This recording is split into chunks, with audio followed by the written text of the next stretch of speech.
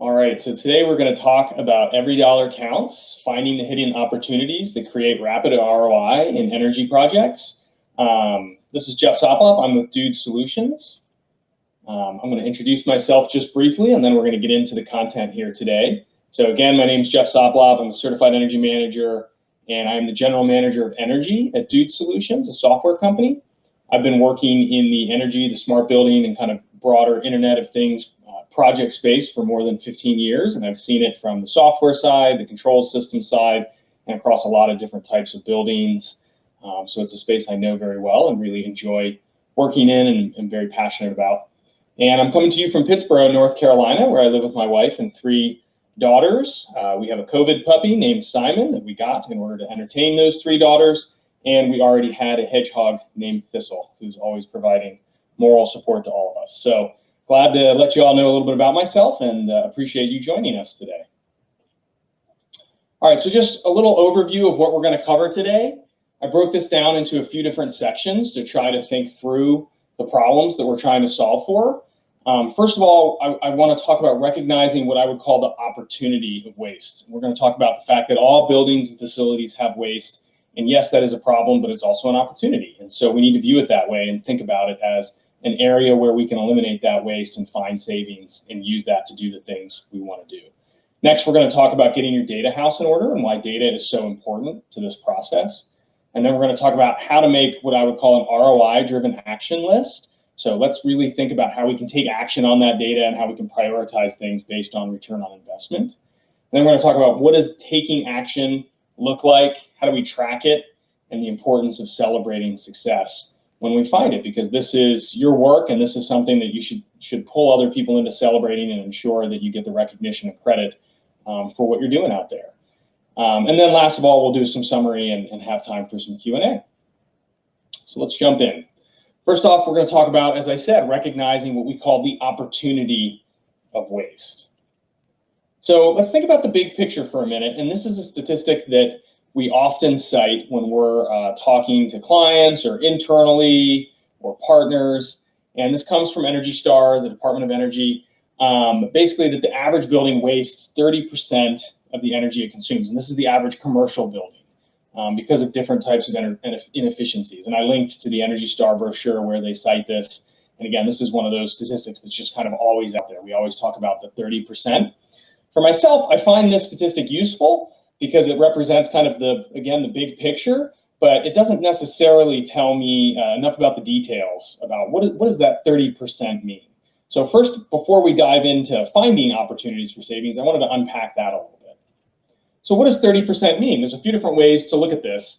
And so I went ahead and I did some research to try to understand that potential in a little bit more detail. And so the chart we have here comes from one study that I found that looks at the entire US commercial building market and tries to identify energy efficiency savings potential based on different end uses, based on the different categories of use in the buildings.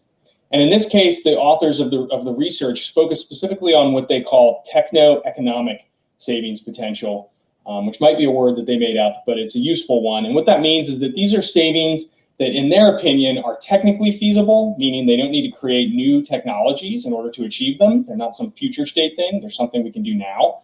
And they're economically feasible, meaning they don't have to spend so much money that it's just impossible to consider achieving these savings, but they're things that have an actual payback, an actual return on the investment. And so if we look at this chart, we can see this is just explicit for electric and natural gas. And so obviously we could come up with similar savings for water and other types of utilities.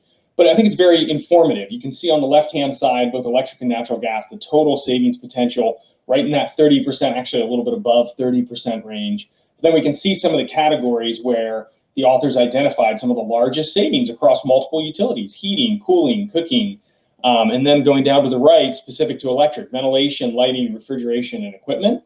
So that starts to give us an idea of within that 30%, what are some of the big category things in our buildings that we should be looking at? And then if we want to drill down a little bit further, I compiled some other research that I think is really useful because this is from a different study where they looked specifically at operational improvements. And so now we're really thinking about things that are kind of the low and no cost savings opportunities, which for me, having worked in the smart buildings and the energy efficiency space for a long time, I always want to encourage people to go after the low to no cost savings first before you start going after the bigger capital projects. And so in this research, they broke down the data in a few different ways, and I captured a snapshot by building size. And so large buildings are generally greater than 100,000 square feet, medium buildings kind of 50 to 100,000 square feet, and small buildings kind of anything below 50,000 square feet. And you can see, based on the chart here, that the median savings, which is the middle in each of those lines, and the min and max, which is represented by kind of the whiskers there on the chart, kind of increases as the building size decreases. But even for the larger buildings, the median operational savings opportunity is around 15%. For a medium building, it increases to almost 20%. And for the smaller buildings, it increases to above 20%. So the real message here is just that operational savings can capture a huge portion of the total savings opportunities in the buildings that we operate, and that many of those savings can come from these kind of low and no cost changes. And we'll dig into what that looks like in a little bit more detail as we go further through the presentation. All right, so now we want to talk a little bit about getting your data house in order. And what does that mean as we start to look at how our data can help drive these changes? So first, why is data so important? I like to think of energy management as a journey. It's a continuous improvement process. It's about finding opportunities, capturing those, learning about our buildings, and then moving on and finding more opportunities. And guess what? Buildings are dynamic, so things are always changing. Systems are breaking, environmental conditions are shifting, occupancy conditions are shifting. So your data is really telling you what's going on in your building as all these different changes happen, and that's why it's so important. So I put this graphic in here just to kind of lay out what does it mean to use data effectively in a building, just from a very visual perspective. And so on the left side is the place where we typically find clients when we first start to work with them, which I just labeled no site, meaning you don't really know necessarily what's going on in your buildings and what your operations are doing, and your data is just kind of a mixed up mess. This is pretty frequently what we find when we talk to people who are trying to track things using spreadsheets or not at all, using AP systems or just a stack of bills, things like that on their desk. They don't have the intelligence in terms of the software capabilities to organize that data and get that insight into the data and start using it.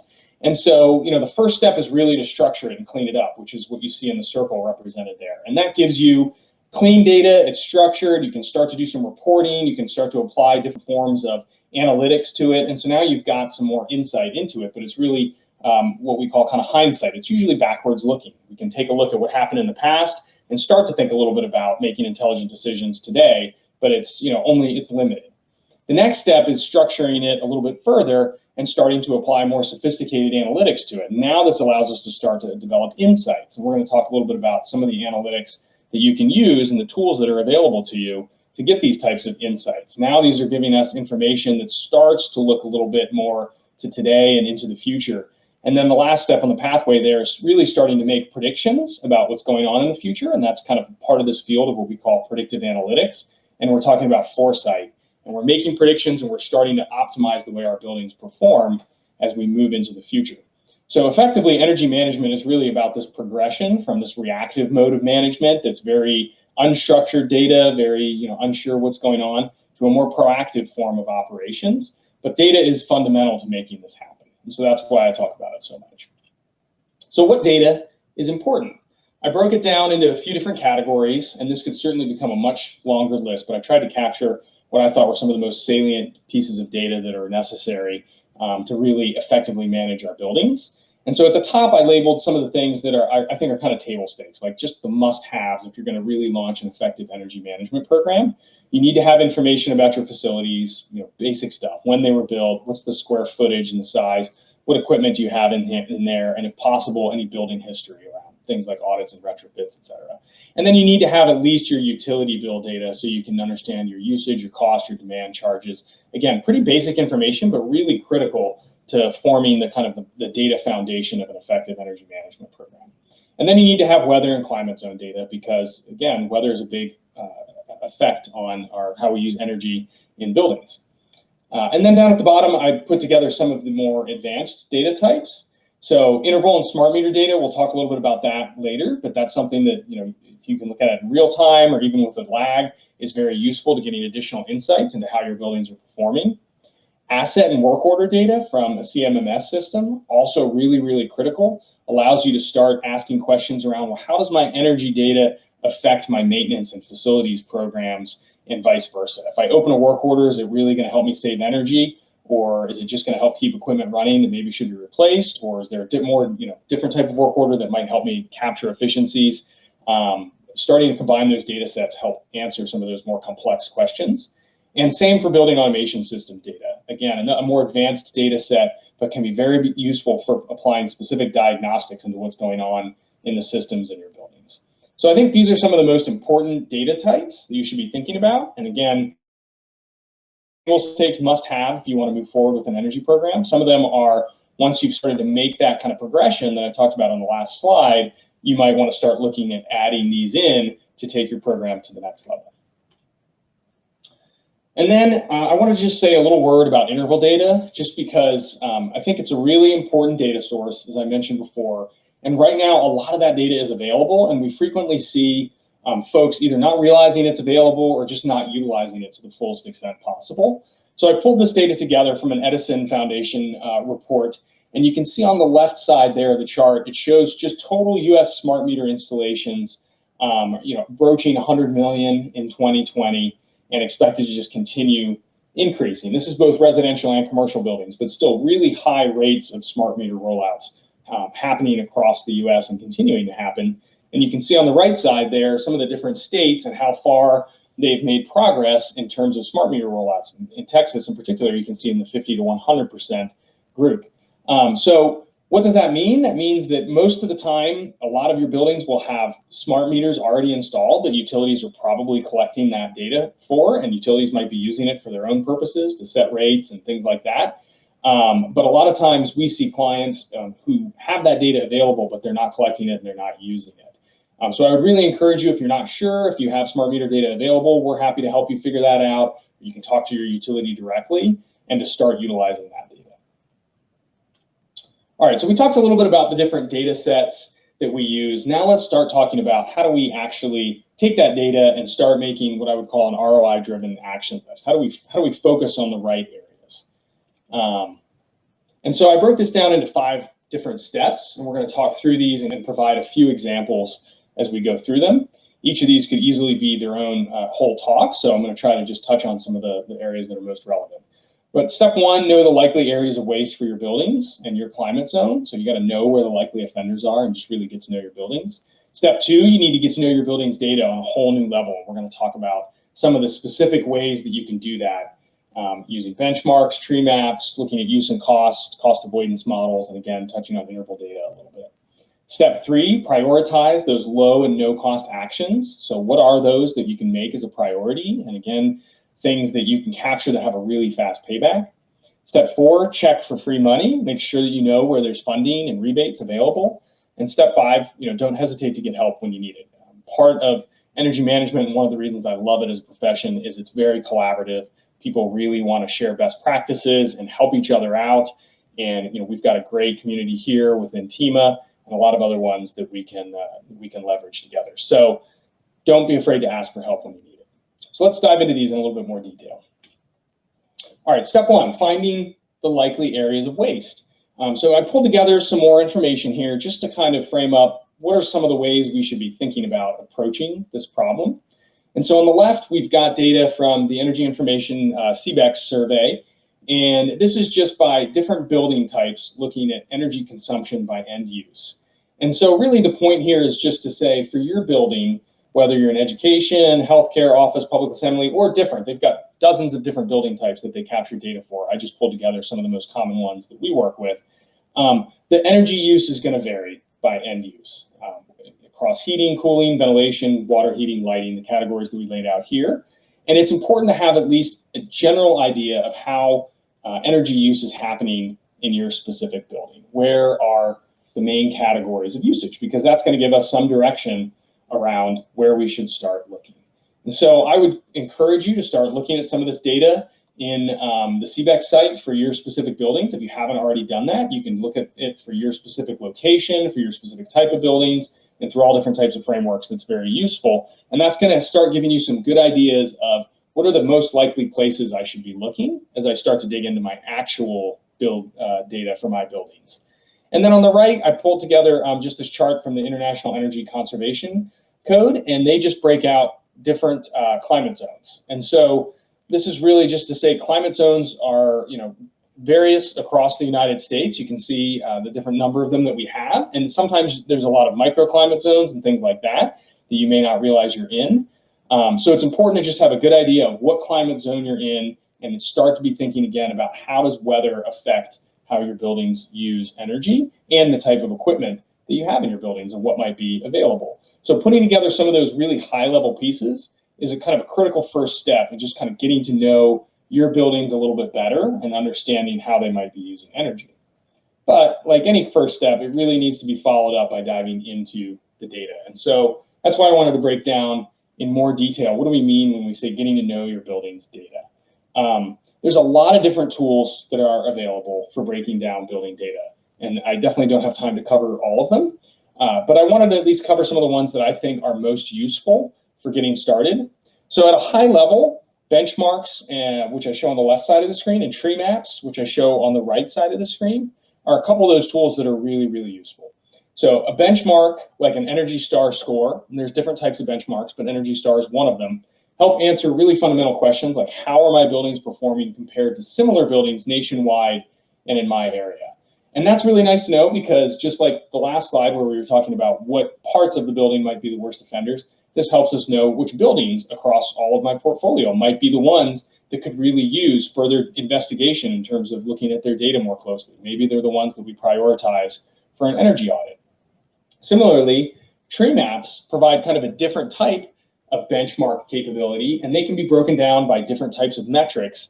In this case, we're looking at just energy per square foot across a group of about 15 or 20 buildings, and we're just coloring those buildings based on their energy use intensity per square foot, and then the size of the box is tied to how large each building is. So a really good, quick visual way to understand, is it my larger buildings that are consuming energy less efficiently, or my kind of more smaller buildings? And we can see in this visual that it's kind of the more small to medium-sized buildings are the ones that tend to have higher energy use per square foot. And so that gives us an idea of where some of our kind of worst offenders might be and where we might want to start looking when we dive into the next level of data. So these are really useful tools to look at on a regular basis because they will shift over time and they will be something that you want to understand. Why are my buildings kind of moving around as they use energy differently over time? Again, they're a very dynamic system. And then next, I wanted to talk about use and cost a little bit. So maybe we've identified a building that is one that we think is relatively inefficient based on the Energy Star score, or my tree maps, or some other tools. And now I want to start drilling into that building's specific usage a little bit. It's useful to always look at both sides of the equation. Sometimes we get hung up on just looking at use or just looking at cost. I've done it myself a lot of times. You really need to consider both. And the reason for that is they don't always line up. There can be places where there are significant disparities between use and cost. And sometimes that's just because of billing errors. Sometimes it's because a building might actually consume relatively little energy but have significant demand spikes. And so those demand charges add up to really high charges. And sometimes there are other reasons as well. So when there seem to be unusual patterns between use and cost, it's really useful to look at it kind of through this type of view where we're able to normalize cost per kWh and look at demand and total electric cost and other costs like natural gas and water all alongside each other and start looking for some of those different types of outlier months, outlier buildings. And that allows us to then drill in and look more closely at, well, what was going on that drove maybe those especially high costs, even if usage seemed to not be so bad. Another area that's really essential to moving an energy program forward is the area of cost avoidance, or really calculating energy savings by taking weather and other variables into account. So most of you might be familiar already with the IPMVP standards. They're often put out in terms of requirements around building an energy program and energy software. And they're basically just different standards for measuring savings under different types of conditions. And behind them, for the most part, they use different forms of regression analysis to look at the relationships between your energy usage and weather data and other variables. And so I pulled together this example for a set of just 5 different buildings that are all in the same kind of campus environment. They're all near each other, so experiencing kind of similar conditions run by the same group. and just pulled out a couple of examples of things that you can see once you get used to analyzing the data in this format that might point in the direction of places where we should really be looking at. So down at the bottom there, I flagged for building 5 that the base load, which is noted by the y-intercept from the regression equation, is really high compared to the other buildings. So something is going on there that's causing that base load to be high. So this means that the part of the load that's not really dependent on the weather is still high. So maybe there's lights and equipment that are running overnight, and maybe we should take a look at the shutdown sequences and make sure that the building is properly being shut down at night. So that's a pretty clear indicator that there's some opportunity for significant savings in this building just by changing how it operates.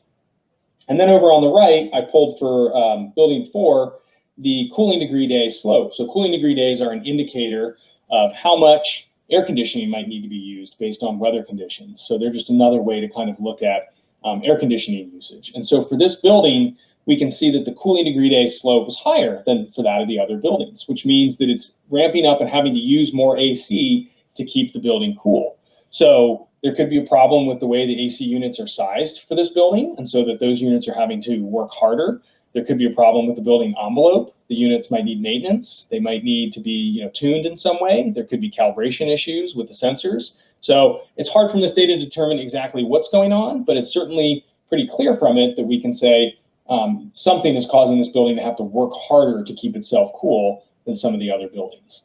So once you get used to using some of this type of cost avoidance data, you can find that it's not just about measuring savings, although that's a really useful and important use case of it, but there's all these additional insights that you can start to discover when you model your data this way and you start to account for weather and other variables. And in fact, one of the things that we've been hearing a lot recently is folks coming to us and wanting to be able to account for how much have they actually saved and been able to save in their buildings as a result of different COVID shutdowns. And so that's another type of example where we can add that into a model like this, and we can kind of account for the dates when your building was in a shutdown mode and use that to isolate what the savings impact was of having to go into shutdown.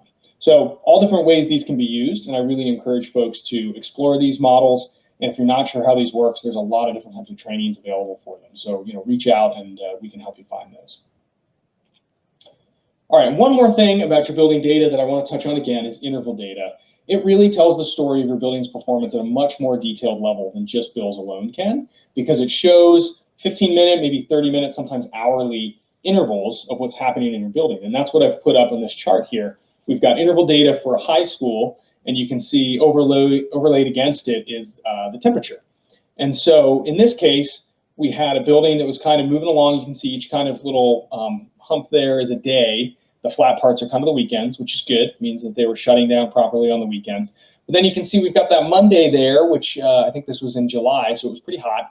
And you can see the temperature actually dropped. It had been in the upper 80s, low 90s, and it kind of dropped down into more of the 70s. But the building use actually spiked pretty significantly. So something was causing a major demand spike even when the temperature dropped, which is not something that we want to see. So in this case, we can investigate that spike, try to figure out what's going on. We may be able to, by figuring that out in the future, avoid unnecessary equipment wear and tear. We might be able to avoid unnecessary demand charges and find other areas for energy savings. So interval data, there's 1,000 different uses for it, but this is just one example that I came up with, where when you start to see and look at this data through different lenses, there's a lot of irregularities that will bubble to the surface and that you can investigate a little bit more.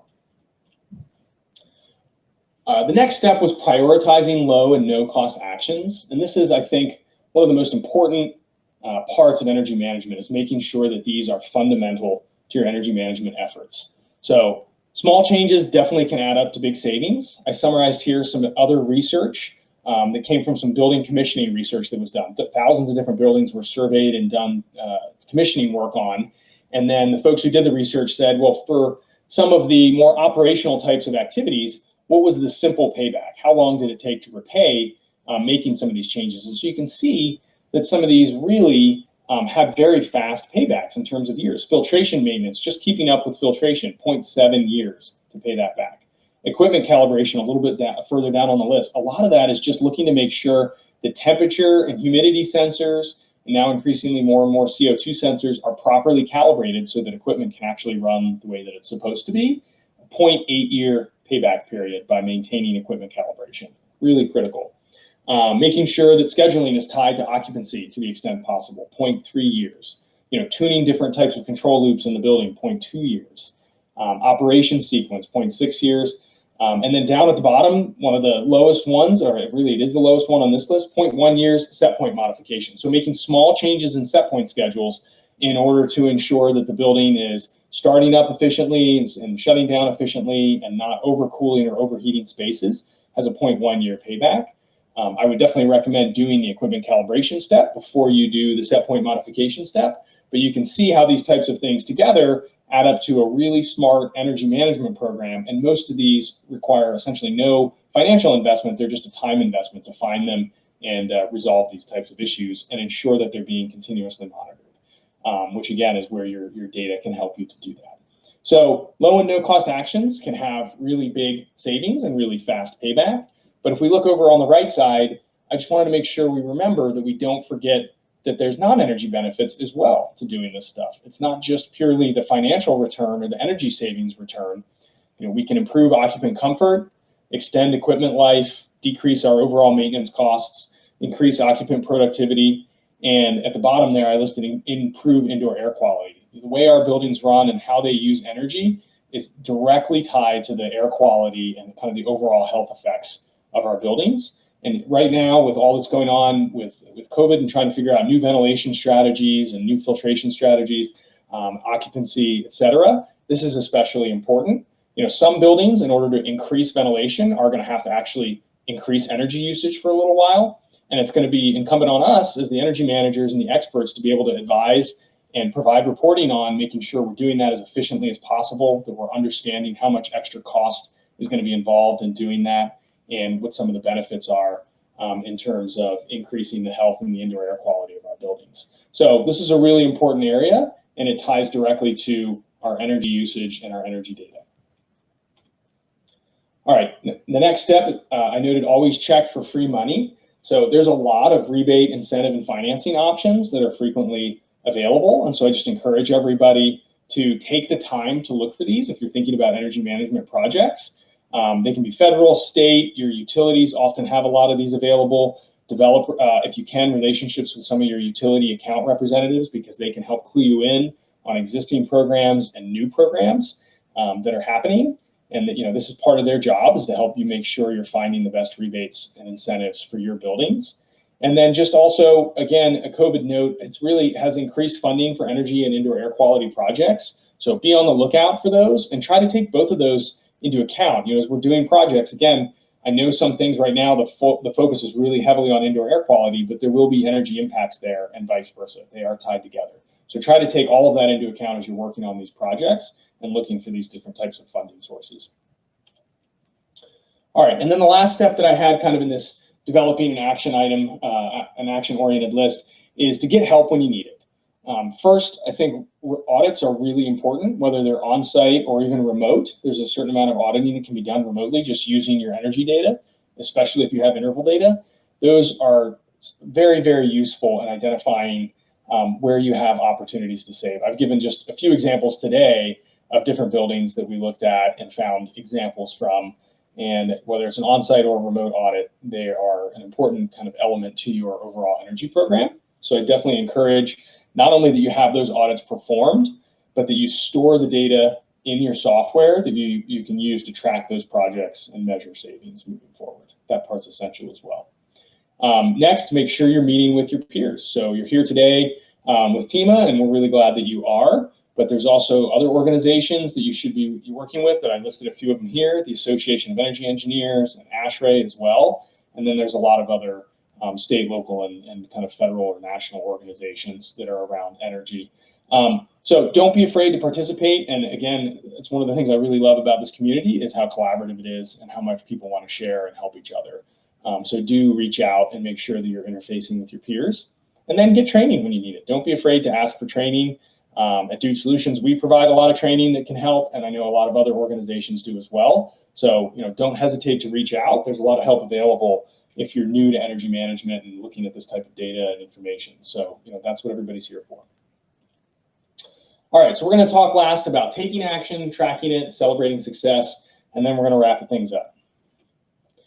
So in terms of keeping track of your actions, I just put a note here that says your future self will thank you. I mean, that's really true. I can't tell you how many projects I've worked on where we come in and we're evaluating buildings and looking at their data and stuff, and we see unusual shifts maybe from a few years ago in how their energy was used, and we start trying to probe in and figure out what was happening there. And it's like putting together a puzzle, because people don't know. Some people have left that were involved with those projects, or third parties were hired to help do those projects, and they didn't leave behind very good records, things like that. So it's really critical to make sure that you're tracking information in terms of what happens at the building level, at the equipment level, and that you get in the habit of doing that.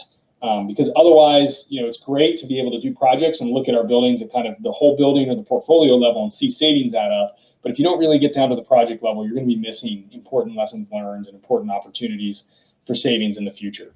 And you're going to come back and have a lot of questions about what you did and why. Software can help with this in terms of tracking. I mentioned auditing before, but also capital projects, operations and maintenance activities, other things. And then combine energy data with work order data to optimize maintenance spending. I kind of mentioned that before, but I just want to hit on it again from a tracking standpoint. Your work orders and your asset data are other gold mines, and they're kind of the other side of energy management. And a lot of times those systems don't talk to each other. And so it's really important when possible to have energy data combined with your work order and your asset data coming out of your CMMS system. And together they tell a much more complete picture of what's actually happened in your building over time and what the effects have been than either can alone. So I really encourage, when possible, trying to combine those and use those as part of your tracking and your evaluation. And then develop and update what I call digital checklists to support best practice development. We've seen a lot of this, again, as part of COVID, when we've had clients reaching out and asking us about using checklists to do things like shut down buildings intelligently and start buildings back up intelligently, and just make sure that the right steps are happening. That's something that just in terms of best practice support is really, really useful. And so I encourage that as well. And that way you capture that knowledge and it's not locked in somebody's head or in a Microsoft Word document somewhere, but it's in a centralized place that's core to your energy management program. So keep track of your actions. And then as you track things, as you take action and you keep moving your program forward and you move into this continuous improvement mode, you're going to see results, which is great. And that's what you want to see. Too often we find that those results go unsung for different reasons. One is that sometimes there's not accurate measurement happening. And so, again, cost avoidance and using those types of tools to make sure you're measuring and tracking your savings is really important. Another reason is sometimes people just don't have the right tools or the right time, or they don't involve the right stakeholders in order to get the word out on what's been done. So to the extent possible, I really encourage doing that. Energy savings, finding waste, whether it's across electric, natural gas, water, or other utilities, is really useful, and it shouldn't go unsung. And people get excited about it when they see those types of results happening.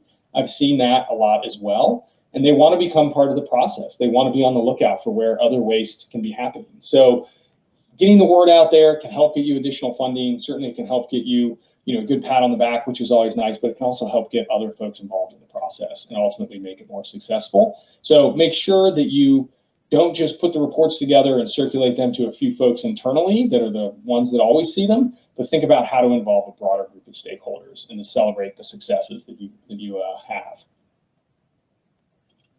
All right, so now we're going to do a quick summary, and then we will wrap things up and have some time for Q&A. All right, so by way of summary, I call this the 10% rule.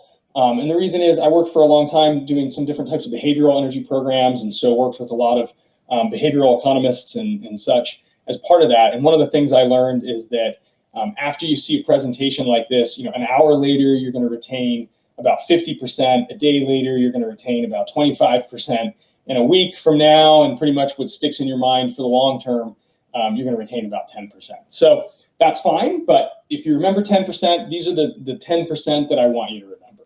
So first, remember that on average, commercial buildings waste about 30% of their energy usage. Again, that's kind of the big statistic that's often thrown around out there. And then remember that most of this waste can be eliminated with operational low and no cost savings improvements. And so that's the first place you should be looking, and that's the place you should always be going back to, because buildings are dynamic and those types of low and no cost opportunities are always popping up, and it's our job to find them and to help resolve them. Next, remember that data is fundamental to enabling that process and to making it happen. And don't be afraid of your data. You really need to dive into it. I gave a few examples today of different ways that you can do that, but there are so many more. And the best thing you can do is just to start to familiarize yourself with it and ask for help when you need it. Associate with your peers, and you're going to get a lot of good ideas for where you should be looking and the different tools to help make that useful.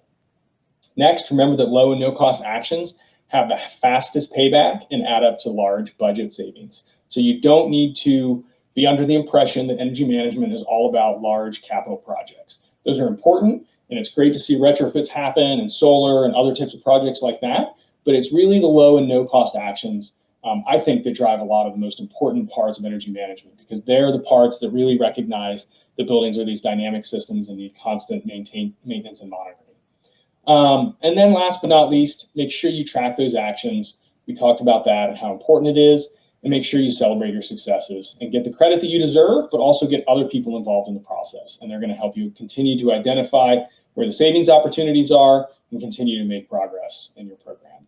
So thanks very much for joining today. I'm looking forward to talking with everybody about any questions that you have.